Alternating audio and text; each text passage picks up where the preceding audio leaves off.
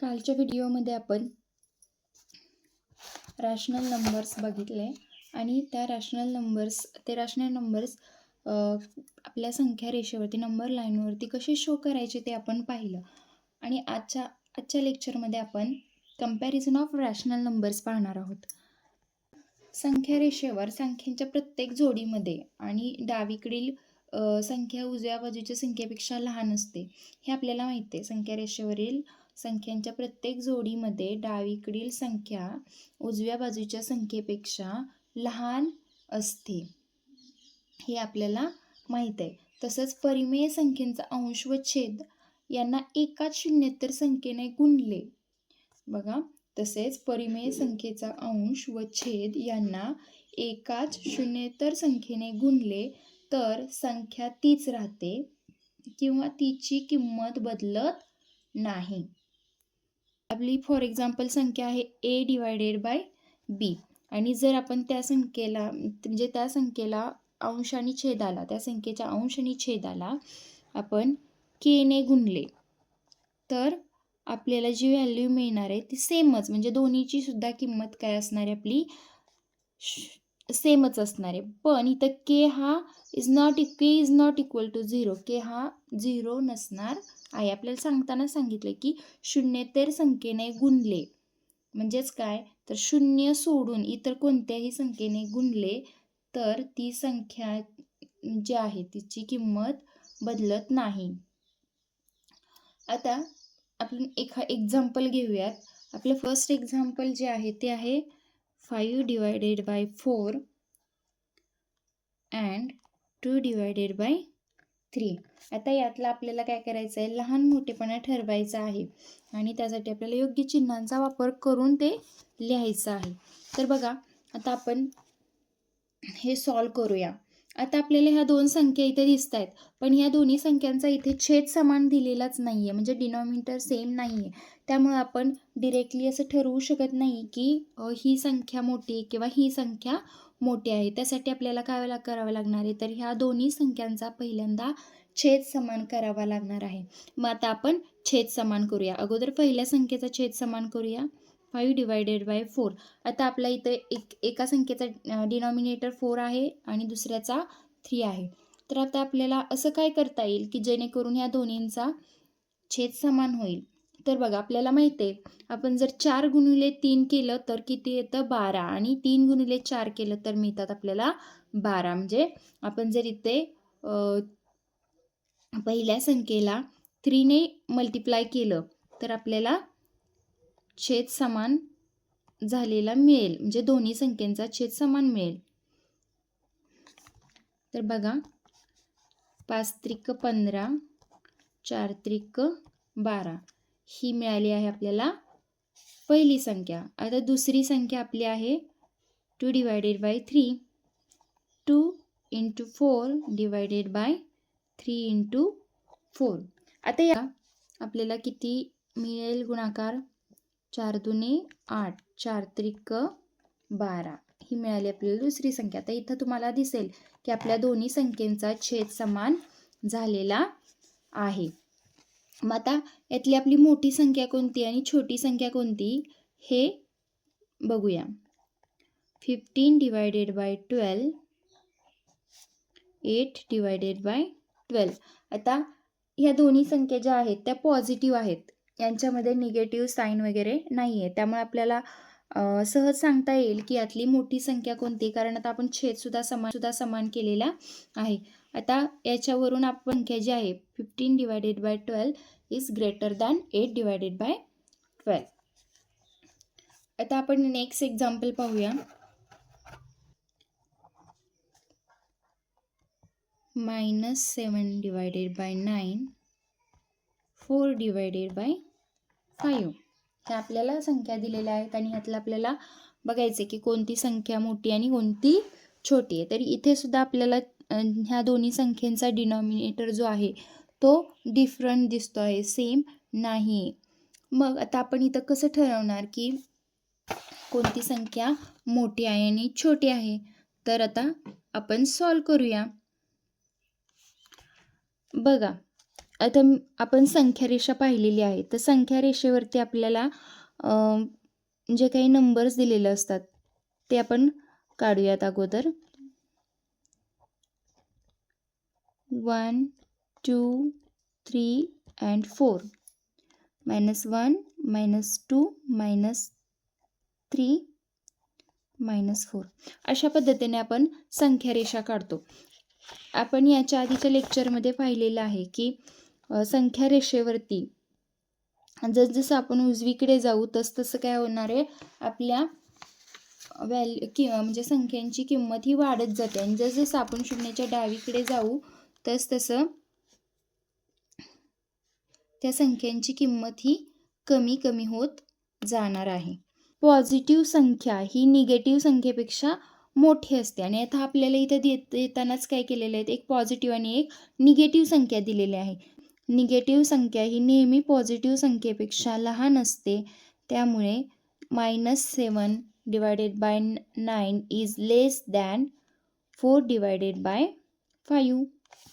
Negative संख्या दिल्या असतील तर त्या कशा पद्धतीने लहान आहेत किंवा मोठे आहे हे ठरवायचं ते बघूयात. आपली पहिली संख्या आहे -7/3 आणि दुसरी संख्या आहे -5/2. आता इथे दोन्ही संख्या आपल्याला निगेटिव्ह दिलेल्या आहेत आणि या दोन्ही संख्यांचा जो डिनॉमिनेटर आहे तो सुद्धा डिफरंट दिलेला आहे, म्हणजे डिनॉमिनेटर सेम नाही. तर स्टार्टिंगला आपल्याला अगोदर त्याचा डिनॉमिनेटर सेम करावा लागेल. तर आपण अगोदर डिनॉमिनेटर सेम करून घेऊया. पहिल्या संख्येला जर आपण 2ने गुणले तर 2ने मल्टिप्लाय केले तर आपल्याला 6 हा त्याचा डिनॉमिनेटर मिळेल. आणि दुसऱ्या संख्येला जर आपण 3ने मल्टिप्लाय केले तर आपल्याला या संख्येचा सुद्धा 6 हा डिनॉमिनेटर मिळेल. तर आपण सॉल्व करूयात. 7 × 2 डिवायडेड बाय 3 × 2 आपल्याला मिळाले आहे 14 divided bye 6 and second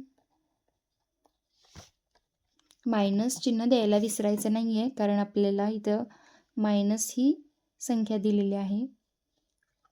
-5 divided by 2 is equal to -5 × 3 divided by 2 × 3 आपल्याला मिळाली आहेत -15 डिवायडेड बाय 6.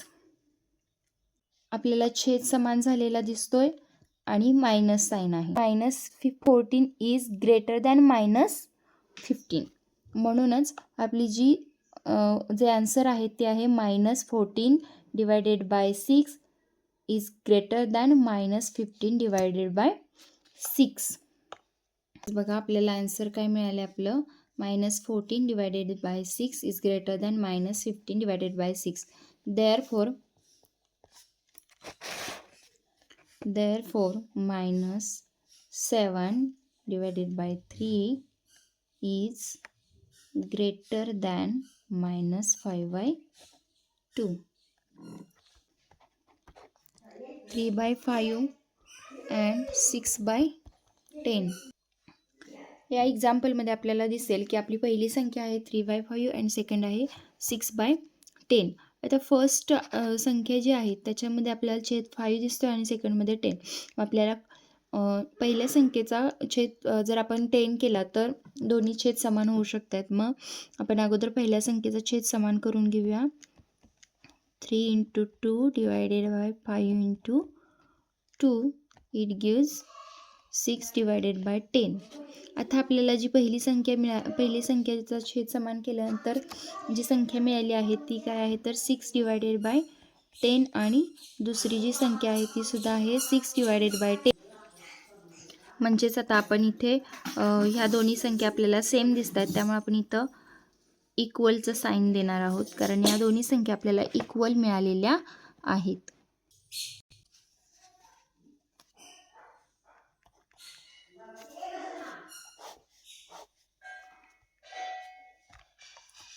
यातलं आपलं पहिलं एक्झाम्पल आहे. इथे आपल्याला लहान मोठेपणा म्हणजेच विच इज ग्रेटर और विच इज लेस हे ठरवायचं आहे. तर आता इथं आपण आपलं फर्स्ट एक्झाम्पल घेऊयात. फर्स्ट एक्झाम्पल आहे -7 अँड -2. आता आपल्या म्हणूनच आपण इथं म्हणू शकतो की -7 is less -7 is less than -2.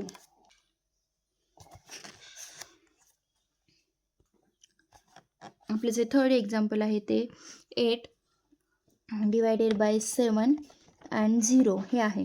तर आपल्याला माहिती आहे की 0पेक्षा पॉझिटिव्ह संख्या नेहमी मोठी असते. मग 0 is less than 8 divided by 7 और 8 divided by 7 is greater than 0. Then आपलं फोर्थ एक्झाम्पल जे आहे ती आहे -5/4 अँड 1 डिवायडेड बाय 4. आता याच्यामध्ये आपल्याला छेद समान दिलेला आहे, एक पॉझिटिव्ह आणि एक निगेटिव्ह संख्या दिलेली आहे. त्यामुळे एक्झाम्पल जे आहे ते -5/4 divided by -5 divided by 4 and 1 divided by 4. आता ह्याच्यामध्ये या दोन्ही संख्यांचा जो छेद आहे तो सेम दिलेला आहे आणि याच्यामध्ये एक पॉझिटिव्ह संख्या आहे आणि एक निगेटिव्ह संख्या आहे. त्यामुळे आपण सहज सांगू शकतो की -5/4 is less than 1 divided by 4. Then आपलं नेक्स्ट जे एक्झाम्पल आहे ते आहे 14 divided by 29 and 141 divided by 29. याचा सुद्धा छेद समान आहे, त्यामुळे 40 divided by 29 is less than 140 divided by 29. Then sixth example -17 divided by 20 and -13 divided by 20. Obviously इथे सुद्धा छेद समान आहे, निगेटिव्ह दोन्ही संख्यांचे साईन आहे, त्यामुळे -17 divided by 20 is less than -13 divided by 20.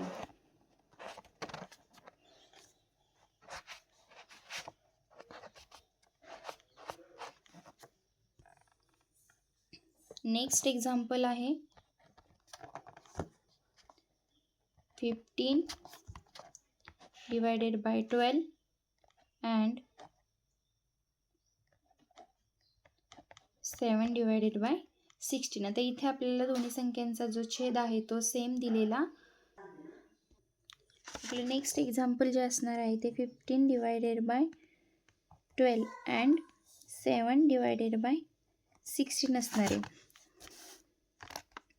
तर आपल्याला माहिती आहे की आपण याचा छेद समान करण्यासाठी आपल्याला 12 त्रिक 48 12 चोक 48 आणि 13 त्रिक 48 असं करू शकतो आहे. म्हणजेच 15 × 4 divided by 12 × 4.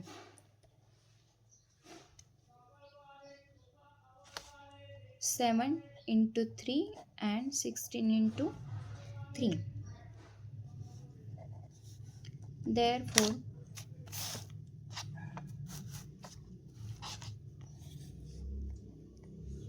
Therefore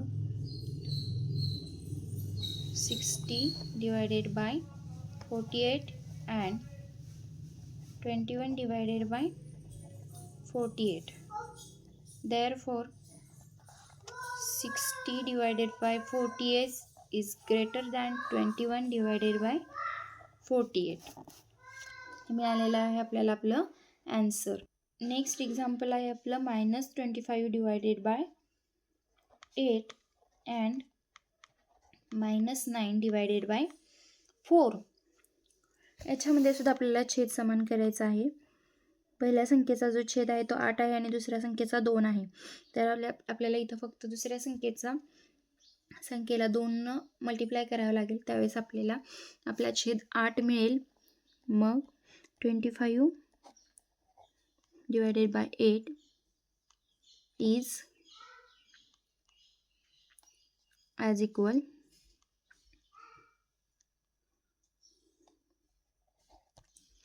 and -9 divided by 4 into 2.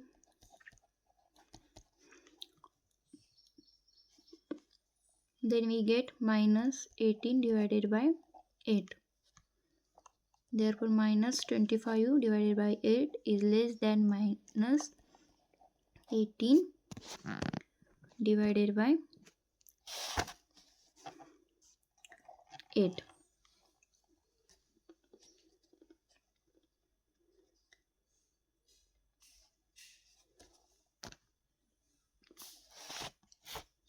आपलं नेक्स्ट एक्झाम्पल जे आहे ते आहे 12 divided by 15 and 3 divided bye 5. तर याच्यामध्ये आपल्याला सेकंड नंबरचा जो आहे त्याचा छेद किंवा डिनॉमिनेटर आपल्याला 15 करावा लागणार आहे. 3 into 3 divided bye 5 into 3 it gives 9 divided by 15. Therefore 12 divided by 15 is greater than 9 divided by 15. आणि आपण असंही म्हणू शकतो की 12 divided by 15 is greater than 3 divided by 5. Example आहे -7 divided by 11 and -3 divided by 4. आपल्याला इथे दोन्ही संख्यांचा छेद किंवा डिनॉमिनेटर सेम करावा लागणार आहे. तर -7 डिवायडेड बाय 11ला आपण 4ने मल्टिप्लाय करूयात आणि दुसऱ्या संख्येला आपल्याला 11ने मल्टिप्लाय करावं लागेल. तर आपल्याला इथं काय मिळाले -28 डिवायडेड बाय 44 आणि second -3 into 11 divided by 4 into 11. It gives -33 divided by -44.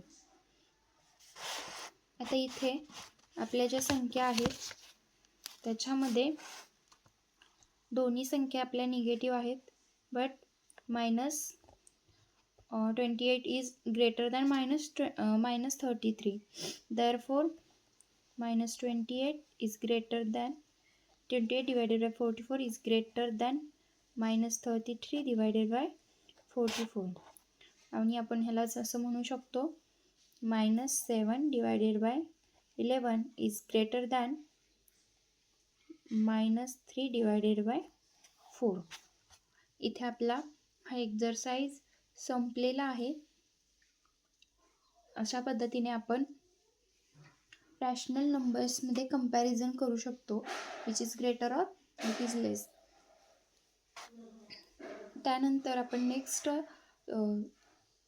लेक्चरमध्ये इरॅशनल नंबर्स पाहणार आहोत आणि त्या इरॅशनल नंबर्स जे आहेत ते संख्यारेषेवरती कशा पद्धतीने दाखवायचे हे सुद्धा आपण पाहणार आहोत. धन्यवाद.